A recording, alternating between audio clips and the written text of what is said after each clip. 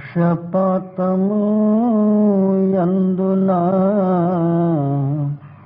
జ్ఞానమంట బోధు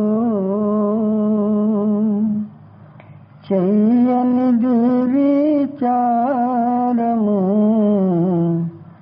అజ్ఞానము పోదు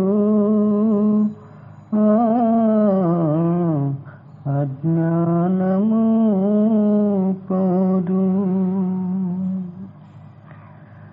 నా మతమే గొప్ప, నా ధర్మమే గొప్ప, నా గురువే గొప్ప, నా బోధనే గొప్ప అని వేరే వాళ్ళ మార్గాలు బోధలు గురులను తుప్పాయని వారు పక్షపాతము చేసేవారికి సత్యము జ్ఞానము ఏమో తెలియదు.